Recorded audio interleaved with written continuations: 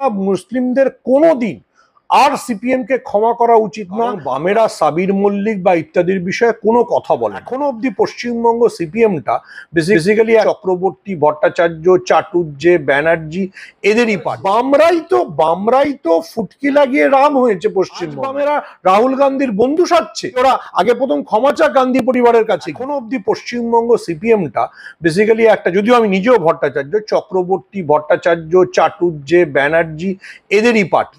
Meenakshi Mukhopadhyay Alimuddin street থেকে বেরিয়ে বাঁদিকে মিছিল করতে যান, ডান দিকে যদি আলিমুদ্দিন স্ট্রিট থেকে বেরিয়ে সংখ্যালঘু এলাকায় যান, তাহলে যদি ওই ওয়ার্ডটা জিততে পারেন তাহলে আমি বুঝবো যে পশ্চিমবাংলায় বামেদের উপর সংখ্যালঘুদের সিপিএম এর বিশ্বাস ফিরে এসছে।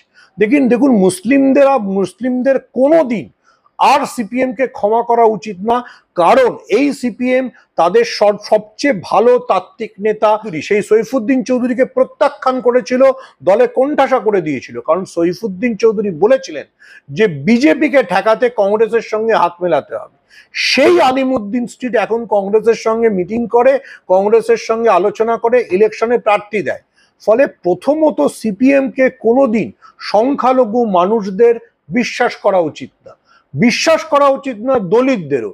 আপনি সিপিএম এর কটা মিছিলে রামচন্দ্র ডোম, দেবলীনা হেমব্রমদের দেখতে পান, মাঝে মাঝে শোকেস থেকে বার করে এনে প্রার্থী করেন, তারপর তাদের উধাও হয়ে যান। রামচন্দ্র ডোমও তো কেন্দ্রীয় কমিটির নেতা। রামচন্দ্র ডোমকে দিয়ে প্রেস কনফারেন্স করুক না বামেরা, তারপরে বুঝবো।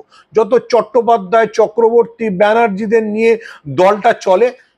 এবার বামেরা দেখুন, বামেদের সম্ভাবনা টিকে আছে একমাত্র যদি তারা কংগ্রেসের কাঁধে বিক্রমর বেতালের মতো যদি কংগ্রেসের কাঁধে চেপে যেতে পারে। কিন্তু তাদের সমস্যা এই কারণে যে আর সীতারাম ইয়েচুরি নেই যে তিনি রাহুল গান্ধীর পাশে বসে বুদ্ধি দেবেন। দেখুন, সীতারামের তো অনেকগুলো গুণ ছিল। সীতারাম ইয়েচুরি তিনি মারা গেছেন, তার নামে সীতাও ছিল, রামও ছিল।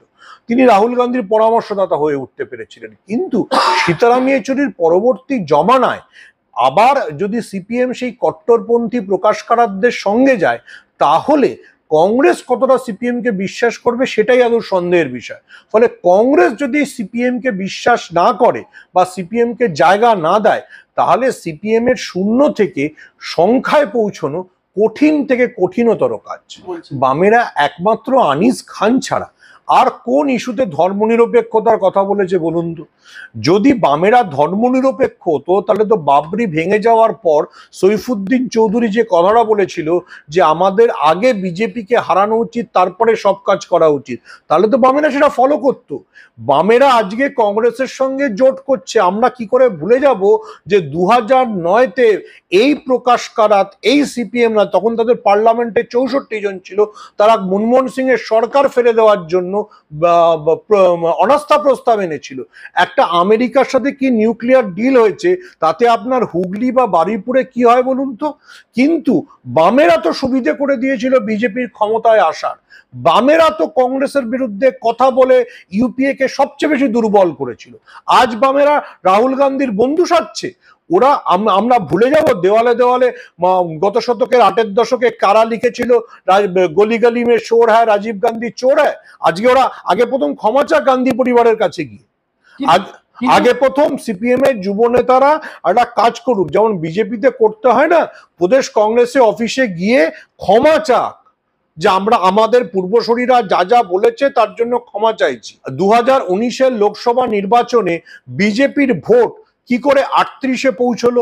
এমন অনেক বুথ আছে যেখানে সিপিএম এর পোলিং এজেন্ট বসেছে, কিন্তু সিপিএম একটা ভোটও পায়নি। তার মানে সিপিএম এর নিচুতলার কর্মীরা সবাই মানে দলমত নির্বিশেষে বিজেপিকে ভোট দিয়েছিল। আমি নাম করে বলে যাব কতজন সিপিএম এর নেতা মন্ত্রী। আমি উত্তরবঙ্গে সিপিএম এর সবচেয়ে বড় নেতা এখন বিজেপির বিধায়ক হয়েছেন, তিনি পাঞ্জাবিটা গুটোন না, এখানে এখনো চে গুয়েভারার ট্যাটুটা আছে, ঠিক আছে? খগেন মুর্মু কোন দল করতেন? বসিরহাটে অজয় চক্রবর্তীর ছেলে, যে অজয় চক্রবর্তীকে দুবার বামফ্রন্টের তরফ থেকে সাংসদ হয়েছিলেন, তার ছেলে কোন দল করে? আমি তো মানে জেলা ধরে ধরে ব্লক ধরে ধরে উদাহরণ দিয়ে যাব। বামরাই তো ফুটকি লাগিয়ে রাম হয়েছে পশ্চিমবঙ্গে। না হলে 2016-তে বামেদের যে ভোট পার্সেন্টেজ ছিল সেটা কি করে বিজেপিতে 2019-এ ট্রান্সফার হলো? বামেরাই তো তাদের, বামেদের যেহেতু মানে পশ্চিমবঙ্গের বামেদের তো আসলে ধর্মনিরপেক্ষতার কোনো শিক্ষা নেই, সেই জন্য তারা গান্ধী ছেড়ে সাভারকারকে বেঁচেছে, তাদের মমতা বিরোধিতার জন্য তারা মোদির হাত ধরেছে।